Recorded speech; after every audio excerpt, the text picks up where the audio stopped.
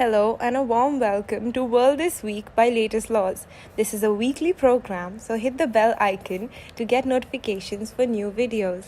My name is Vasvi Bhatia and let's begin with Supreme Court this week. The Supreme Court agreed to hear the plea of an NGO challenging the Delhi High Court order, which upheld the centre's decision to appoint senior IPS officer Rakesh Asthana as Delhi Police Commissioner. The NGO has filed a writ petition and an appeal against the appointment of Rakesh Asthana as Delhi Police Commissioner 4 days before his superannuation on July 31st. The Supreme Court said it will list for hearing a PIL challenging the validity of two ordinances under which the tenure of the directors of CBI and Enforcement Directorate can now be extended by up to 3 years after the mandated term of 2 years. The American tech giant Amazon has reportedly approached the Indian Supreme Court seeking a pause of the ongoing antitrust review against the company's deal with the country's future group that operates Big Bazaar outlets. The antitrust review is investigating the allegations that the American e-commerce giant concealed information while seeking antitrust clearance for the 2019 deal with the future group. The apex court said that there will always be dissent to every government policy from some quarter or the other, but dissenters cannot dictate formulation of policy, even though it asked the petitioner to serve a copy of the plea for a probe into vaccination-related deaths on Solicitor General Tushar Mehta for an informal response. Next, we have the Delhi High Court. The Delhi High Court set December 10th for hearing on pleas relating to Prime Minister's Citizen Assistance and Relief in Emergency Situations Fund, or the PM CARES Fund. The court was hearing pleas filed by Samya Gangwal, who sought to declare the PM CARES Fund a state under the Constitution. The petitioner also sought direction to restrain PM CARES Fund from using Prime Minister of India or Prime Minister, including its abbreviations, in its name and on its websites, trust deed and other officials' unofficial communication and advertisements. Next, we have the Bombay High Court. While dismissing an appeal filed by an accused in the Shakti Mills gang rape case of 2013, the Bombay High Court asked the Maharashtra government to take necessary steps to shun all the unscientific and heavily criticized two-finger tests. Governments will come and governments will go, but the idea of India, the constitutional idea of India, resilient though it has been proven, must be protected. Justice of the Bombay High Court said, adding, history will not judge us by our highways or bridges or statues. It will judge us by how well we have preserved the constitutional idea of India and saved it from being undermined. Coming to the rescue of lawyers, the Nagpur bench of Bombay High Court has said investigation agencies cannot force them to reveal the whereabouts of their clients. The observation came while hearing a lawyer's plea, who was asked to visit Rana Pratap Nagar police station with his client or provide information regarding her whereabouts.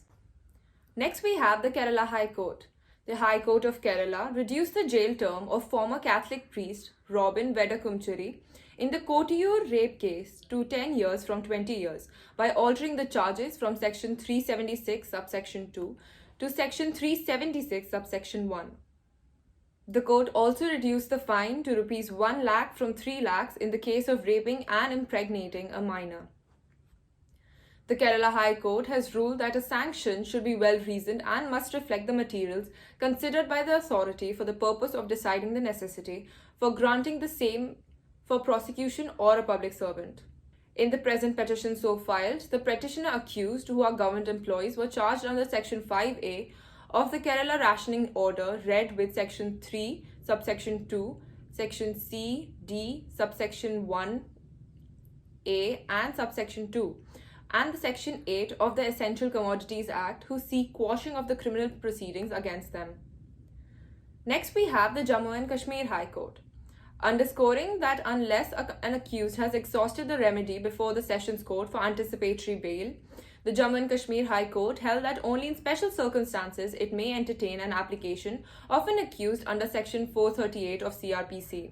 In a landmark ruling, the Jammu and Kashmir High Court issued guidelines on certain factors to be considered for magistrates while passing conviction orders under Section 138 of the Negotiable Instruments Act. The court noted that the sentence of fine, whenever imposed by the criminal court upon the conviction of accused under Section 138 of NI Act, must be sufficient enough to adequately compensate the complainant, as the legislature has given discretion to the magistrate to impose a sentence of fine which may extend to double the amount of check. Next, we have the Gujarat High Court. The High Court of Gujarat decided to take up the issue of curbing the plastic waste menace and said public awareness should be created to do away with excessive usage of plastic. Putting a question about bringing in deterrence to resolve this growing problem, it said, "This is going to be an uphill task, but there is always hope." Reacting to the viral image of a lioness surrounded by tourist vehicles in the Gir Sanctuary, the High Court of Gujarat on Friday opened that the activity of safari should be minimal and the people should let the lions and lionesses live in peace and there should not be any meddling with nature. The High Court of Gujarat ordered the present Sarpanch of Urmala village in Bhavnagar district and his immediate predecessor, Ghanshyam Gohil, to remain present in the court on Thursday for allegedly not obeying court orders by not paying some 64 lakh to sanitation workers from a total of 86 lakh computed that they claimed entitlement to. Next, we have the Madhya Pradesh High Court. District and Sessions Judge Bhopal Girbala Singh dismissed application by the convicted officials of Union Carbide India Limited in the Bhopal gas disaster criminal liability case to rescue herself from hearing their appeal in the case. However, she gave them a month's time to appeal against her order in the MP High Court, if they wish so, while deferring hearing in the case to Jan 6th. Next, we have the Patna High Court. Bihar's Director General of Police, S.K. Singhal, submitted a status report in the High Court of Patna in connection with the alleged assault on an additional district judge by policemen in Madhubani district earlier this month, officials with knowledge of the matter said. Next, we have the Karnataka High Court. The High Court has enunciated that in the matter of heinous offence of rape under POSCO Act, even if the parties reached a settlement, the case cannot be put into cold storage. The settlement is unacceptable in court of law and the proceedings cannot be quashed exercising power under Section 482 of CRPC as the same have implications on society, the court said. Adarsh R. Iyer, who filed a private complaint in the lower court, said he approached the police station to file a complaint against the officers on March 17th for the delay, but no action was taken. Subsequently, he unsuccessfully took up the matter with Deputy Police Commissioner Central M.N. Anuchet on April 1st. Next, we have miscellaneous news. A suspect in the rape case of a minor girl was tried, heard, convicted and sentenced to a life term in prison by a POSCO court in Bihar's Araria district in a single day's proceedings, reportedly setting a new record and benchmark for speedy trials in a country besieged with the pendency of cases. The judge Shashikant Ray also directed the convict to pay Rs 7 lakh as compensation for the girl's rehabilitation. The order was passed on October 4th. Next, we have international news. Botswana's Court of Appeal upheld a 2019 ruling that the decriminalized gay sex, a decision hailed by the gay community as establishing the Southern African country as a true democracy. Before the 2019 High Court ruling, which was praised by international organizations and activists engaging in gay sex in Botswana, was punishable up to 7 years in prison. The US Supreme Court is set to consider whether to gut abortion rights in America as it weighs Mississippi's bid to overturn the landmark 1973 Roe v. Wade ruling that legalized the procedure nationwide.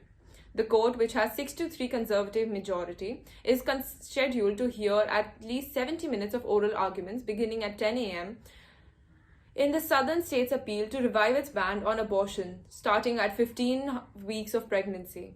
Lower courts blocked the Republican-backed law. A panel of judges questioned whether they had the authority to grant Donald Trump's demands and overrule President Joe Biden's decision to grant Congress documents related to January 6th insurrection led by Trump's supporters. Thank you and have a nice day. This is a weekly program. For more information, please check the description box, and to get weekly updates, like and subscribe to our channel. Thank you.